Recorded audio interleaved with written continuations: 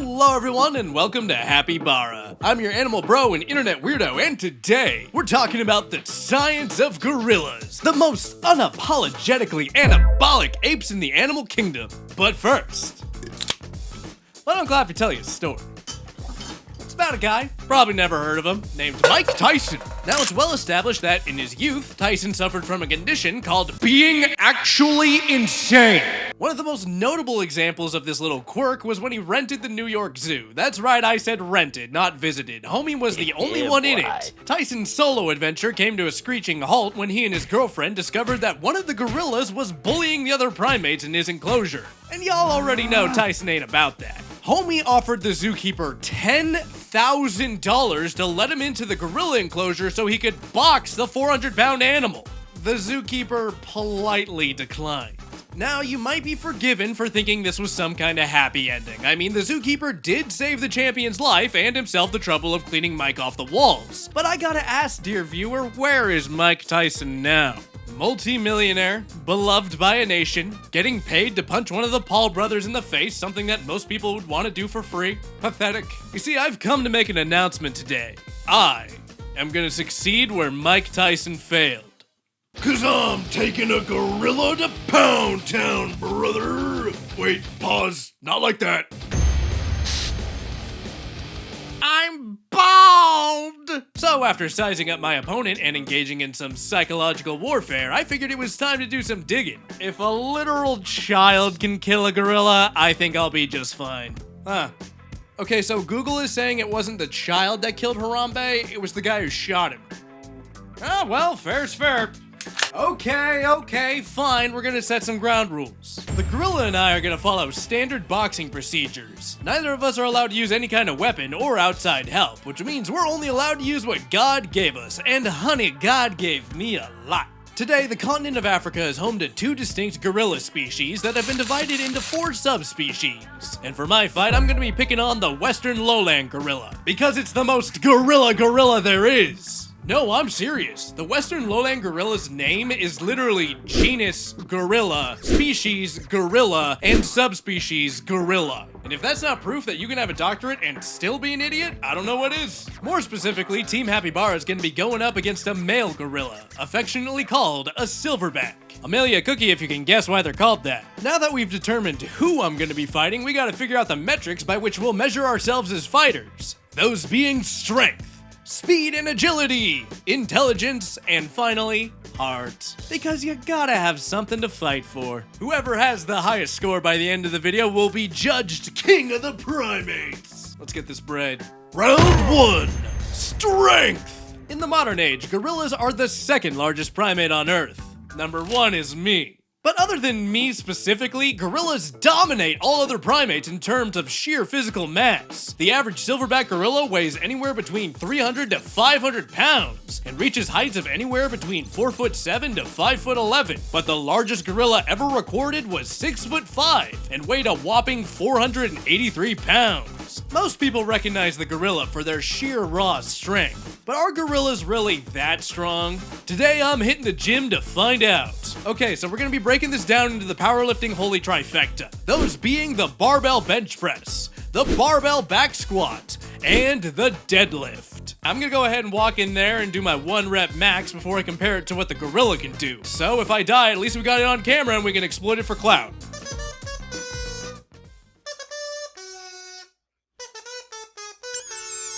Yeah. 315. How much weight is this? I forgot how to count. 365. 405. After hitting the 2 lifts most indicative of overall strength, it was time to head home and see how I compare to a gorilla. Bro, we forgot to hit squats. No, we don't do that here. Let me let you in on a little secret. There's only 2 kinds of people who train legs. Women and communists. Do I look like a woman or a communist to you? Yeah? Do you want to get ice cream or not? Back in my happy studio, and I can never go back to that gym. Friendly reminder, my bench press was 305 and my deadlift was 405. Fresh from the lab, I have in my hand the gorilla's numbers. Now, friendly reminder, we can't tell Coco to walk into a squat rack and give us her 1 rep max, so these are going to be estimates based off of feats of strength we have seen gorillas do. Now, with that friendly disclaimer out of the way, scientists estimate that a untrained gorilla can bench 925 pounds and hit an 1,800-pound deadlift. Bro, an untrained gorilla can lift more than 4 times what it took years for me to pull off. Okay, so obviously gorillas spend all their time eating meal prep containers filled with chicken rice and steroids, right? Surprisingly, not so. Gorillas are nearly 100% vegetarian, with most of their diets consisting of leaves, shoots, fruit, and the occasional bug. But come on, we've all encountered the poor, sickly creatures that we call vegans. So how in the name of Donkey Kong are gorillas putting on so much mass eating only salad? Well, let me tell you, the real superpower of the gorilla comes from its gut. In most mammals, our hindguts are made up of 2 different parts, the cecum and the colon. In humans, our hindgut is about 20% of our digestive system. Meanwhile, a whopping 40% of the gorilla's digestive system is exclusively the hindgut. That's why gorillas got that big old pot belly. It's the kind of bod where you're like, yeah, daddy lifts weights, but he's also trained you to grab him a beer every day at 4 o'clock. Gorillas engage in a process called hindgut fermentation, where a rich and finely cultivated microbiome of bacteria eat away at the vegetation sitting in the extra long gut, which in turn creates digestible sugars and fatty acids, which are then converted into, you guessed it, protein! Which then, of course, goes on to feed that impressive muscular system. So next time a vegetarian comes up to you with the whole, oh, you can make just as many gains on a plant-based diet, ask to see what their colon looks like. Go on. Show me your colon. I said show me your colon! So it's no surprise that they get a lot of muscle from that hindgut fermentation. So of course, they have the bones to be able to support that level of muscle. But what a lot of people don't know is that male gorillas grow what's called a sagittal crest on the back of their head to attach even more jaw muscle to. That's right, gorillas are so cracked that they ran out of skeleton to put muscle on, so they just answered, well, time to grow more skeleton. It's this sagittal crest that gives the gorilla one of the strongest bites on planet Earth, even stronger than a spotted hyena or a grizzly bear. A single gorilla bite can bite a bowling ball in half, and a human skull? Forget about it. I don't know about you, but I think that's pretty metal. But it's okay, no need to panic everyone, I'm not gonna lose my head to a gorilla bite. We're following boxing procedures, remember? No one has ever been bitten while boxing. Okay, so it's pretty obvious I have a 0% chance of outmuscling a gorilla, but we still got 3 more rounds to go, and I'm only peeing myself a little bit. Round 2, speed and agility. Okay, so Team Happybara, we got a little bit humbled in round 1, but that's alright because I don't call myself the comeback kid for no reason. Okay, I can't think of a specific reason right now, but we're workshopping it. Muhammad Ali said it best. Float like a butterfly, sting like a bee. And we already established that a gorilla can sting my motherfucking head off, so maybe I could float around the big guy like I float around the topic of my feelings. Unlike most other primates, the sheer mass of the gorilla prevents it from living a fully arboreal lifestyle. But there are no slouches in the tree climbing department. In fact, it's estimated that western lowland gorillas spend 5 to 20% of their lives in trees, with the infants being the best climbers out of all of them. I don't know about you, but when I was an infant, I was proficient at pooping and staring vacantly at walls. Don't know how that's gonna help me fight a gorilla, but we can keep that info in our back pocket. A gorilla's main incentive for climbing trees is engaging in play and, most importantly, collecting fruit. But wait! I'm fighting a silverback, and those guys play by different rules. Silverbacks rarely move above the ground because of their immense bulk, but will sometimes attempt to climb trees anyway to get at the tasty fruit that the tree produces. In fact, it's well documented that some silverbacks lose their lives in attempts to grab fruit from treetops. Imagine being a European settler back in like 1870 exploring the Congo and you get your shit rocked by a 400-pound ape plummeting from the sky like a meteor. By the Queen! I believe that's a new species of primate up in that canopy! So what I'm hearing is that gorillas aren't necessarily good climbers, they just don't really care that they're not, and you know what? Kinda based. What I'm also hearing is I got a chance to make up for my L in round 1. So I'm not gonna go outside and climb a tree or something like that because that is dangerously close to touching grass and y'all already know I ain't about that. I know a guy who's got access to a gym where they do nothing but climb the walls. You know, like freaks. If I can beat the gorilla at its own game and climb any of the hardest routes at this gym, I can confidently say I take round 2. How hard can it be?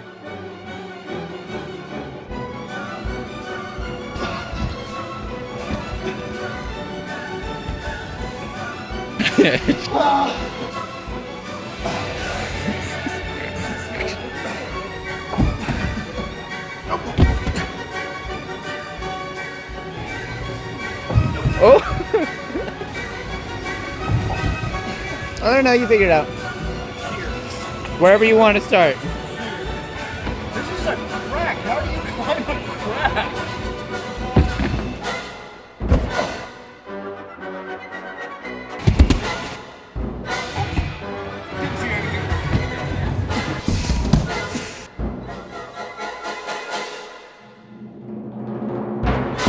It was around this time that I started to realize that I was in trouble.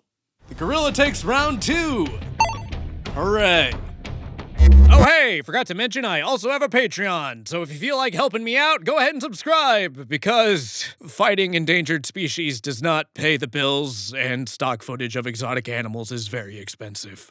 Round 3, Intelligence. Okay, there is no way in hell that this is not my round.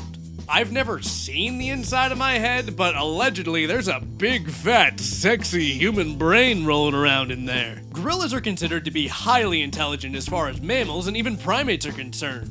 The great apes, which include gorillas, chimpanzees, bonobos, orangutans, and humans, are widely considered to be the most intelligent of all primates. So pack it up, lemurs and monkeys, it's the destiny of the tailless to inherit the earth. Friendly disclaimer! Studying intelligence is a lot like trying to get a gorilla in a squat rack, because we as humans have a really bad habit of holding animals to a human standard. And let me tell you, trying to get a chimp to take an SAT without smearing feces all over it, it's a struggle. It's a bad time, dude. But that's not saying we don't have ways to see how smart gorillas really are. One of the biggest indicators that an animal's brain is working overtime is the development of tool use. And while not as developed as other great apes, it's still very much present in gorillas. Gorillas have been witnessed using sticks to gauge the depths of rivers, using tree stumps as bridges, and using stones to crack open palm nuts. It's also well documented that western lowland gorillas are big old ape architects, using their knowledge to build nests for themselves every night after a long day's travel. It has also been reported that on rare occasions, gorillas are capable of using weapons by creating improvised clubs from fallen tree branches. Okay, if that's the standard for measuring intelligence, then call me frickin' Einstein, dude, because I was smacking stuff with sticks when I was 7. I mean, Harambe swung that 3-year-old around for a good long time. Does that count as tool use? Huh? Biologists?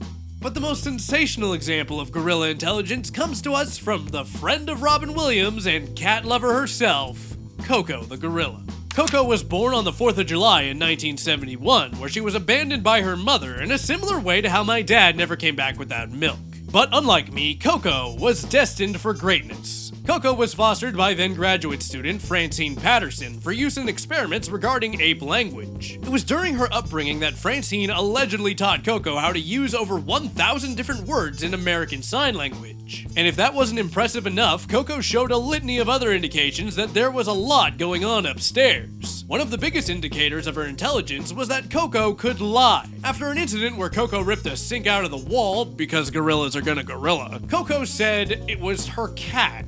It was Coco's charming personality that led her to become a worldwide celebrity after multiple appearances on the cover of National Geographic, and the publication of her very own children's book titled Coco's Kitten, which detailed Coco's life with her feline companion that she lovingly named Allball, which I was shocked to learn included the part where Allball was killed on impact by a speeding car. But what was not included in the book was Coco's fascination with human nipples. In 2005, 3 female members of staff at the Gorilla Foundation filed lawsuits against the organization since they were allegedly pressured to flash the gorilla. Francine is quoted, allegedly, as saying, "Coco, you see my nipples all the time. You're probably bored with my nipples. You need to see new nipples. I will turn my back so Kendra can show you her nipples." Remember back when this video was about me getting mauled by a silverback? Yeah, those were good times. Patterson also faced a litany of criticism from the scientific community regarding Coco's true linguistic capabilities, with many citing that Coco lacked the use of grammar and syntax found in true American Sign Language, and that much of her vocabulary was the result of operant conditioning instead of true understanding of language. Okay, first off, next time I visit the zoo, I'm gonna press my own nipples against the glass of the gorilla enclosure, because apparently that's just good etiquette and you should do it too. And second, despite the flashing and questionable science surrounding her, she's a pretty big reason why so much attention was given to conservation efforts of gorillas in the wild. But what the scientific community does agree on is that Coco was one smart ape, just maybe not smart enough to be proficient in human language. So we've established that gorillas have both brains and brawn. So how do my fight smarts compare? Come on, this isn't even a contest. Yeah, Coco picked up some sign language, but who invented sign language? Me. Me specifically. If you Google who invented American Sign Language, you're gonna get some schmuck by the name of Thomas Gallaudet. But just ignore that, that's a lie perpetuated by Big Def. Of all the great apes, humans are at the top of the pile when it comes to intelligence by a wide margin. Now, as a species, we've developed a bit of a negativity bias towards ourselves since we're the only animal capable of understanding the consequences of our actions. But when you really think about it, we're the only animal that can look at ourselves and say, boy, are we really stupid? Which is a pretty neat benchmark that shows off how smart we actually are. Humans are bad ats. Round 3 goes to Team Happybara by a landslide. Wait, isn't this video about you? What, am I not a human to you? You're a full-time YouTube personality.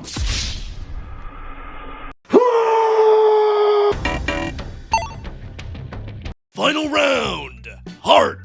Okay, made it to the final round. Score is 3-0, so that's not ideal, but I'm making the executive decision that last round is gonna be worth 5 points. Because if you've ever seen a Rocky movie, you should know that things like speed, strength, intelligence, it's all crap. The only thing that really matters is getting back up after you get knocked down. And you know what? I think I have it in me to be the first human to ever get back up after having a basketball-sized hole punched in their chest. To be a truly great fighter, you gotta have something to fight for, and it turns out, gorillas are fighting for a lot. Like most primates, gorillas are highly social animals, typically living in groups of 5 to 10 individuals called a troop.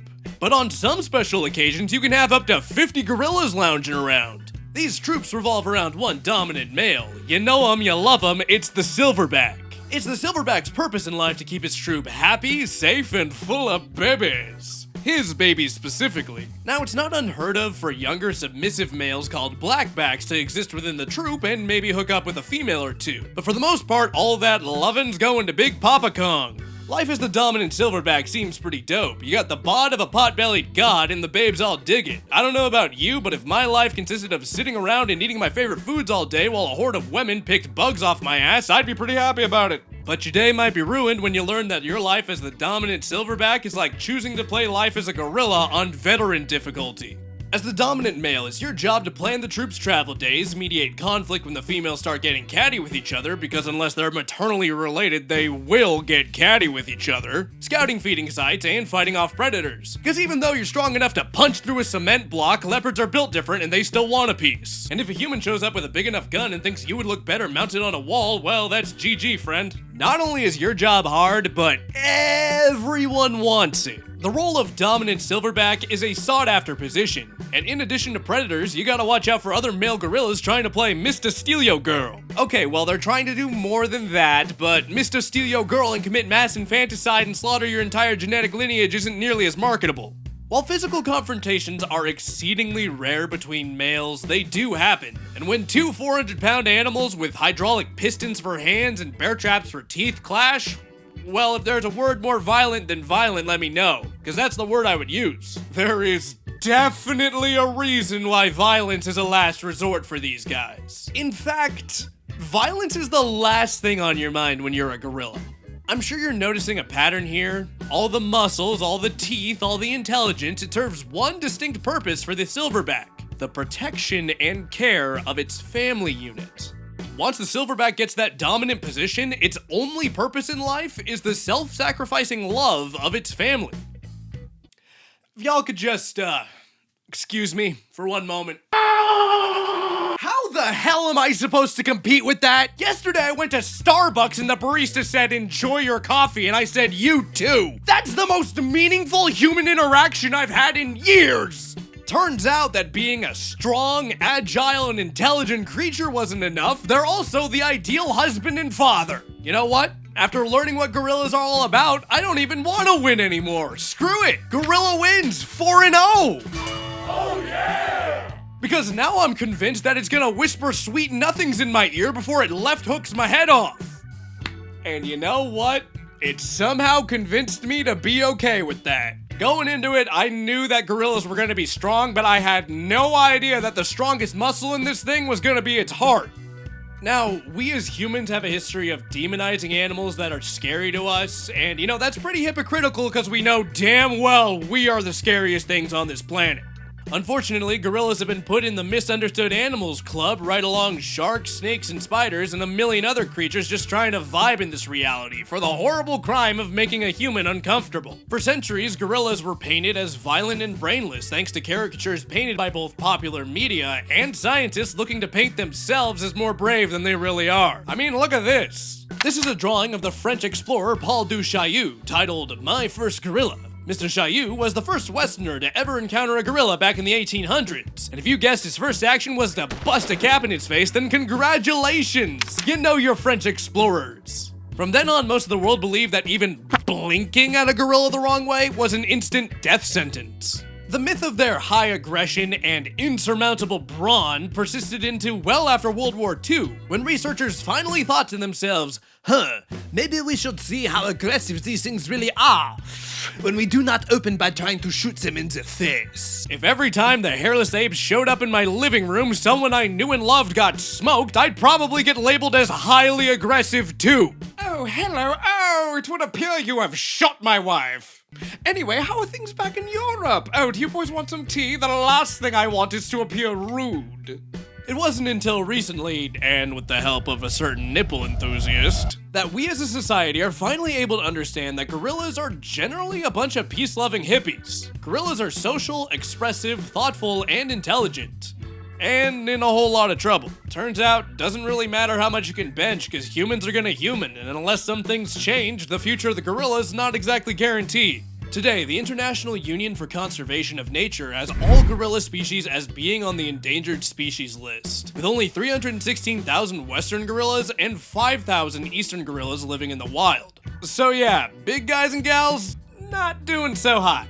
Today, the biggest threats to the survival of both gorilla species are deforestation from agricultural and urban expansion, and illegal poaching operations conducted by hunters looking to sell their body parts for use in traditional medicine, as well as exporting their meat to wealthy buyers in other countries looking to see what gorilla tastes like. Which is unnerving, to say the least, considering how gorillas are the second closest living relative to humans. I mean, damn, at that point, just draw straws and eat one of your buddies. We already know you're a fucking psycho. You're buying black market gorilla meat. But you know who's not a psycho? You. Yeah, you. That precious, adorable thing on the other side of the screen there. Ooh. Not in front of the gorillas. You see, dear viewer, all hope for the gorilla is far from lost. Much like the sea otters of my previous video, gorilla numbers are on the rise again, thanks to the collaborative efforts of multiple conservation organizations. I'm including some links down in the description of organizations that are dedicating themselves to the protection and conservation of the wild gorilla, because I think they're pretty neat, and it would mean the world to me and the gorilla if you could throw some money their way. They do good work and they're cool people. Gorillas are actually one of my favorite animals on Earth, and I think the world's a better place with them in it. This is a huge departure from anything I've ever made in my YouTube career ever, so if you have any feedback, please leave it down in the comments. I would love to hear it, along with any other animals you'd want me to cover in future videos. This has been Happybara, and remember to take a page from the gorilla's book. Lift big, but love bigger. See you next time.